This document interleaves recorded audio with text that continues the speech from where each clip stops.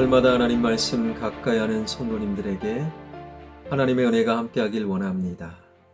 오늘 하나님 주신 말씀은 사도행전 17장 16절에서 18절까지 말씀입니다. 바울이 아덴에서 그들을 기다리다가 그 성에 우상이 가득한 것을 보고 마음에 격분하여 회당에서는 유대인과 경건한 사람들과 또 장터에서는 날마다 만나는 사람들과 변론하니 어떤 에피쿠로스와 스토아 철학자들도 바울과 쟁론할세 어떤 사람은 이르되 이 말쟁이가 무슨 말을 하고자 하느냐 하고 어떤 사람은 이르되 이방 신들을 전하는 사람인가 보다 하니 이는 바울 예수와 부활을 전하기 때문이러라. 아멘. 데살로니가의 유대인들은 바울이 베레아에 나타나 복음을 전한다라는 소식을 접하자 사흘 길을 마다하지 않고 베레아를 덮쳤지요. 그들의 기세가 얼마나 대단했던지 베레아의 믿음의 형제들 가운데 몇 사람이 급히 바울을 항구로 피신시켜야만 했습니다. 바울은 그 급박한 상황 속에서도 자신의 일행이 실라와 디모데는 베레아에 그대로 머물게 했지요. 자신이 떠난 뒤에 베레아의 새 가족들의 믿음을 돌보기 위함이었습니다.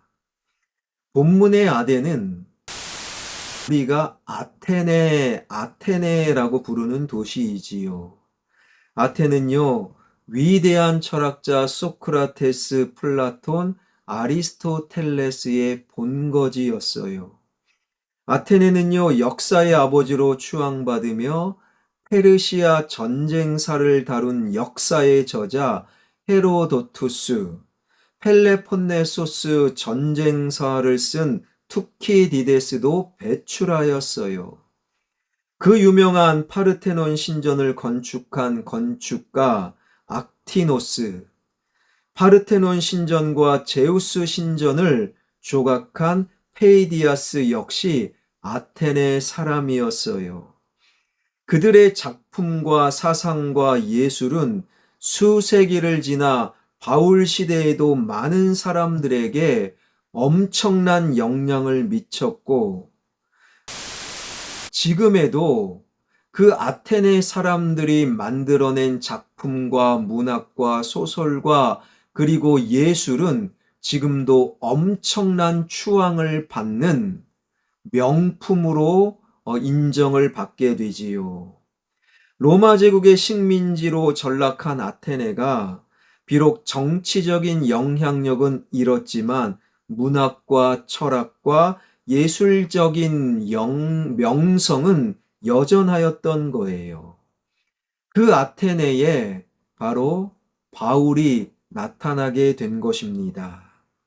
아테네에 도착한 바울은 자신을 내려주고 베레아로 되돌아가려는 베레아의 믿음의 형제들과 작별을 하게 합니다. 그리고 디모데와 실라도 이곳 아덴으로 오게 해달라고 부탁을 하게 되지요. 오늘 본문 16절입니다. 바울이 아덴에서 그들을 기다리다가 그 성에 우상이 가득한 것을 보고 마음에 격분하여. 바울은 실라와 디모데를 기다리면서 소문만으로 듣고 있던 아테네를 직접 둘러보았어요.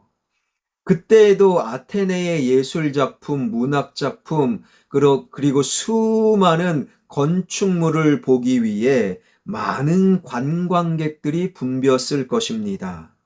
아크로폴리스, 다시 말해 아테네에서 가장 높은 언덕 광장 위에는 아테나 여신을 위한 파르테논 신전만 있었던 것이 아니었지요. 프로필라이아, 아테나 니케 신전, 아테나 5개 조각상, 에레크테이온 신전, 아케나 제단 등등 엄청난 예술품이 있었던 거예요. 아크로폴리스 남쪽 기슭에는 아테네가 연극의 발상지임을 증명하듯 최대 17,000여 명의 관객을 수용할 수 있는 디오니소스 극장이 웅대하게 자리 잡고 있었지요. 아크로폴리스 아래에는 동남쪽에 제우스 신전이 있었고 기둥만 무려 104개로 이루어진 당대 최고의 신전이었던 거예요. 그 외에도 아테네는 크고 작은 여러 신전들이 있었고 가는 곳곳마다 온갖 신상들과 제단들이 세워져 있었지요.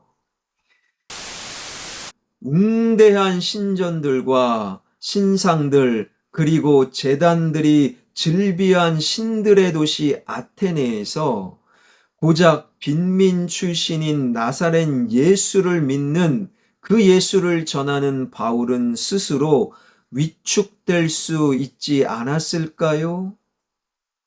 예수님의 이름으로 어마어마한 화려한 빌딩이나 조직으로 쑥 들어갈 때 대부분 당당하지 못한 경우가 있다라는 거예요. 그러나 바울은 오히려 그 반대였어요. 바울은 문화와 철학과 예술과 문학의 도시로 알려진 아테네가 실은 예수님이 없는 우상의 도시였음을 확인하고 마음의 격분이 일어났다라는 거예요.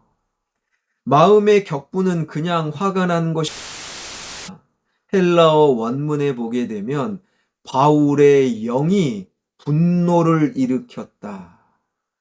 그러니까 이러한 분노는 일명 거룩한 분노라고 부를 수 있는 거예요.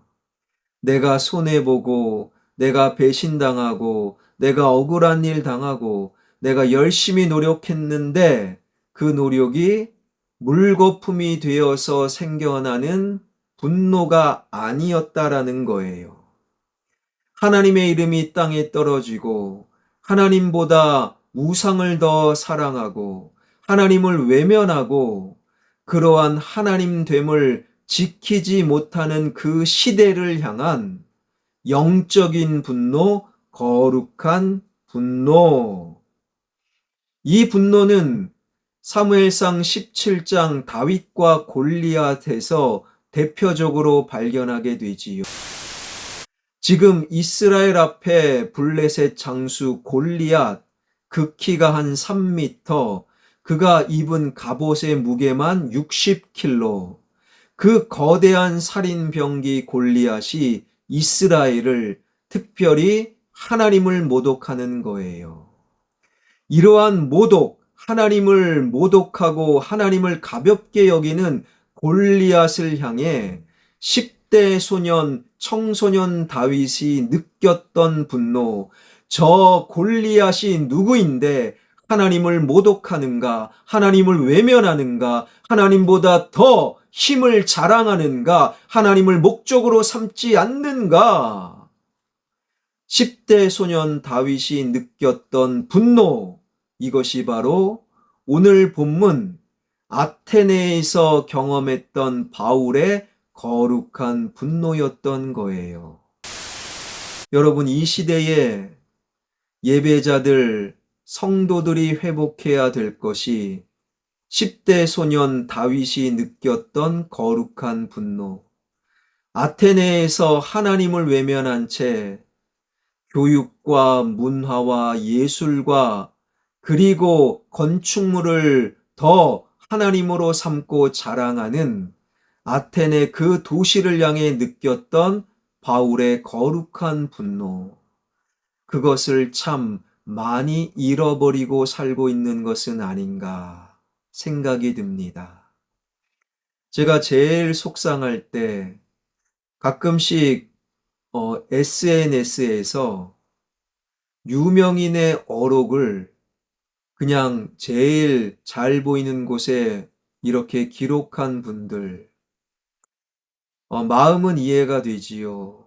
근데 그 자리에 하나님의 말씀이 새롭게 기록되면 얼마나 좋을까요? 하나님의 말씀은 주일 성수다 하시는데, 그런데 내 자녀 시험 본다고 학원 선생님 말을 더 중요하게 여겨 이번 주일은 예배 드리지 말라 결정하는 안타까운 모습. 하나님은 돈이 전부가 아니다. 그런데 돈을 전부로 목적으로 삼기 위해 하나님께 등 돌리는 이 시대의 그리스도인들의 모습. 하나님은 이 땅이 전부가 아니다.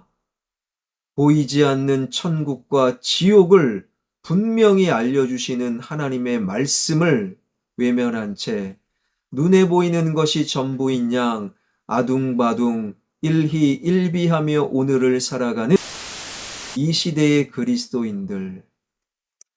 여러분, 우리가 회복해야 될 것, 하나님을 외면하고 하나님의 이름을 땅에 떨어뜨리고 하나님 그 자리에서 다시금 내려놓는 그러한 시대를 향한 거룩한 분노.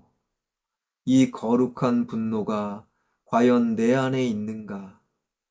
이 시대의 명품 앞에 진짜 명품은 하나님 말씀입니다. 이 시대의 좋은 직장과 어마어마한 소유 앞에 진짜 좋은 것은 하나님에 대한 신앙입니다. 이렇게 믿음과 신앙으로 나의 삶을 살아가는 시대를 향한 거룩한 분노를 회복하는 저와 여러분, 우리 모두가 되길 주님의 이름으로 축원합니다. 기도하겠습니다. 골리앗 앞에 10대 소년이 느꼈던 다윗의 거룩한 분노, 세련되고 어마어마한 건축물과 문학과 예술과 그리고 수많은 작품 속에 하나님을 등진 아테네 도시를 향한 바울의 거룩한 분노, 이 시대에 하나님을 외면하고 가볍게 여기고 하나님 말씀보다 더 중요한 목적으로 삼는 이 시대를 향한 거룩한 분노를 회복하는 진정한 신앙인으로 오늘을 살아가게 하여 주옵소서. 하나님 말씀보다 더 중요한 것은 없습니다. 하나님의 신앙과 믿음이 제일 중요합니다. 보이는 것보다 보이지 않는 것이 더 소중합니다. 그러한 아름다운 신앙의 삶을 이어나가는 하나님의 백성들이 늘어나게 하여 주옵소서. 나의 아들, 딸, 사위, 며느리, 손주들이 세상의 흐름에 그저 생각 없이 쫓는 자들이 아니라 하나님의 말씀으로 생각하게 하여 주시고 하나님의 말씀으로 시대를 바라보게 하여 주시고 하나님의 말씀으로 나의 다음 세대가 세상을 향해 거룩한 분노를 회복하는 나의 아들, 딸, 사위, 며느리, 손주들 되게 하여 주옵소서. 예수 그리스도의 이름으로 기도하옵나이다. 아멘.